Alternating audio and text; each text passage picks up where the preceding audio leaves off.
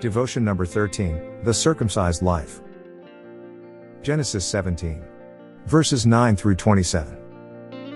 Then God said to Abraham, "As for you, you must keep my covenant, you and your descendants after you for the generations to come. This is my covenant with you and your descendants after you, the covenant you are to keep. Every male among you shall be circumcised. You are to undergo circumcision, and it will be the sign of the covenant between me and you. For the generations to come, every male among you who is 8 days old must be circumcised, including those born in your household or bought with money from a foreigner, those who are not your offspring. Whether born in your household or bought with your money, they must be circumcised. My covenant in your flesh is to be an everlasting covenant. Any uncircumcised male, who has not been circumcised in the flesh, will be cut off from his people. He has broken my covenant." God also said to Abraham, "As for Sarai your wife, you are no longer to call her Sarai. Her name will be Sarah. I will bless her and will surely give you a son by her. I will bless her so that she will be the mother of nations, kings of peoples will come from her." Abraham fell face down. He laughed and said to himself, "Will a son be born to a man 100 years old? Will Sarah bear a child at the age of 90? And Abraham said to God, "If only Ishmael might live under your blessing." Then God said, "Yes, but your wife Sarah will bear you a son, and you will call him Isaac. I will establish my covenant with him as an everlasting covenant for his descendants after him. And as for Ishmael, I have heard you, I will surely bless him, I will make him fruitful and will greatly increase his numbers. He will be the father of 12 rulers, and I will make him into a great nation. But my covenant I will establish with Isaac, whom Sarah will bear to you by this time next year." When he had finished speaking with Abraham, God went up from him.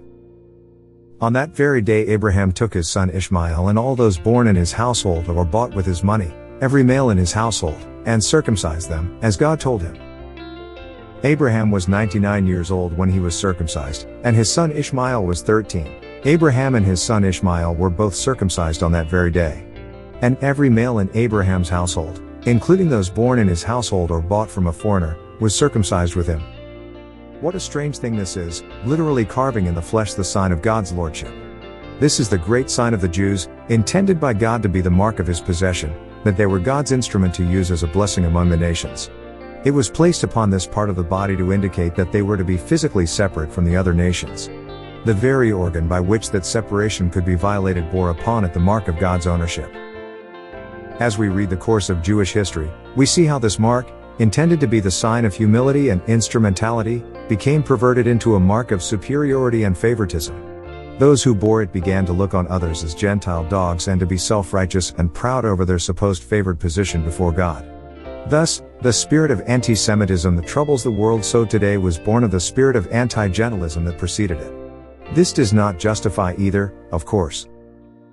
Now let us remember that what was physical and literal to Abraham is intended to have spiritual significance to us. In the New Testament, we no longer read of circumcision of the flesh but of the heart. The heart is the symbol of the soul, the mind, emotions, and will, the whole personality. All believers in Christ are to bear on their hearts the sign of Christ's lordship. The total personality is to be at their disposal. This is the meaning of heart circumcision. Believers' hearts are totally Christ's to use as he wills. All their emotions, mind, intellect, and will are dedicated and available, ready at the command of Jesus Christ to be used for his purposes. Paul says to the Philippians, "We are the circumcision, which worship God in the Spirit, and rejoice in Christ Jesus, and have no confidence in the flesh." Philippians 3. Verse 3. We are to have no reliance upon ourselves but rely totally upon him. Every thought, every imagination, is brought into captivity to Christ. That is the circumcised life. Walk therefore before me, and be wholehearted, blameless. That will be a life of fruitfulness and blessing, a life that is well-pleasing to God, for it all springs from the realization that the God who lives within is El Shaddai, the God who is sufficient. Father, it is quite possible for me to give the impression that I am totally yours, yet to be quite false to that ideal.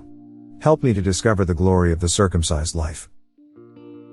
Life application. As Christ's ones, we are meant to authentically bear the sign of his lordship in our total personality.